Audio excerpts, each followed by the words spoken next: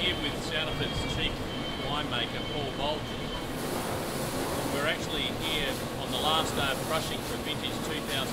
Paul, before we talk about fruit you've just taken in here, can you give us a little bit of an overview of vintage 2012 and how it stacked up both from a Swan Valley and a Margaret River perspective compared to what we're used to in the past, and along with that, what are your expectations for the resultant wines we're going to see progressively released over the course of this year and beyond?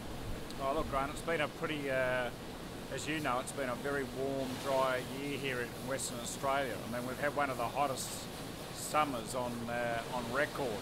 So certainly it's a good year, I think, for Chardonnay, which likes a bit of warmth, and for the reds. I think I'll have to assess a bit closely after vintage about Semillon, Sauvignon Blanc, and those aromatic white wines. I think it's been a very warm year for them. As we know, that those sort of varieties do better in cooler climates, and this year's been a bit tough in that regard. But in general, I'm pretty happy. Certainly disease-free this year.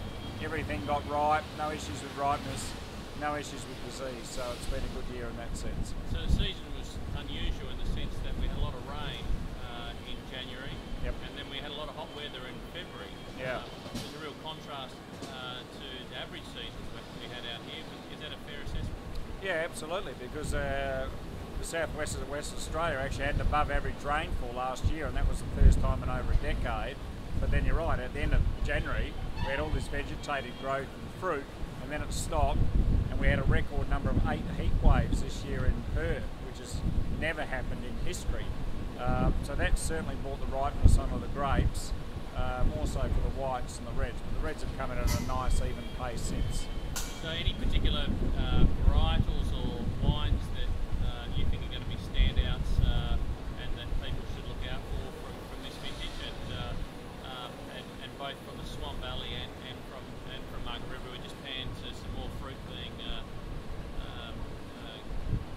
delivered here. Look, I think this year, given the warmth of the year, I would certainly say the standout in the whites will be Chardonnay, and the standout in the reds will be Shiraz, without a doubt. And when do you expect to get the first of the whites into bottle? When can the Sandalford wine lovers expect to see, you know, a Semsav Blanc blend from 2012, or perhaps a Modelo, or maybe the Margaret River Classic in bottle and on the shelves? Well, typically our first bottlings for the year are late April and into May. So that'll be the first 2012 white wines in bottle by then. And then the Chardonnay and reds later on the year and into next year, obviously. Okay. So just tell us about what's going on here today. As I said from the outset, today is the last day of crushing, so there's no more fruit to come in. So you're finishing right at the end of March. Is that fairly typical? This fruit here is obviously off Margaret River, off the Margaret River property. Yep. So yeah, I mean, we're finishing. End of March is pretty typical in a normal year for us. And this fruit here is our. In fact, this is our old line Shiraz, which is going to our famous Prendable Shiraz wine, which is, as you know, WA's wine of the year last year. That was the 09, and this is the 2012 version of that at the very beginning of its life. And then later on this evening, we're going to crush the last of the Cabernet for the year. And that'll be going to our Margaret River range Cabernet.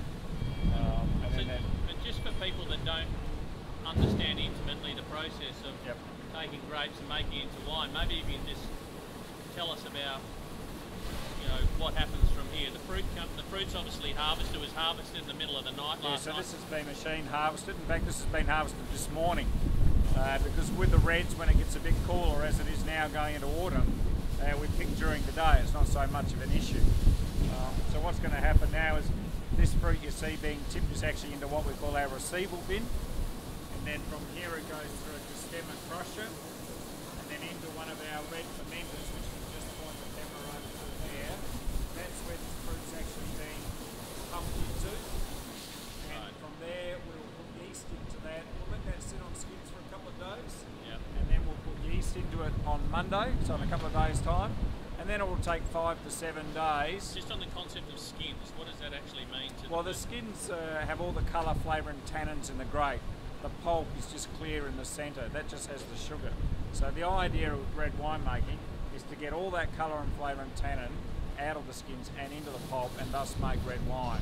So that's why we put it in those big red fermenters.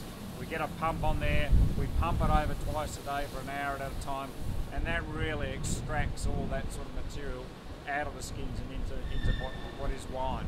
And that takes about 5 to 7 days. All the sugar's gone, we've then got alcohol and carbon dioxide, which has been released, and then that's the start of the red wine process. From there it goes in the barrel basically. Okay, and then just over here we've got the separation of the stalks from the berries, so it's going into the back of the truck over there. So that's the stems and the leaves and the material that we don't want in the fermenter, just going up an elevator, and that gets recycled back out into the vineyard as compost. All right, Paul, well, we better let you go. As I said, last day of crushing, vintage 2012, and of course tomorrow you're on a plane to go and do Sri Lanka. the dinner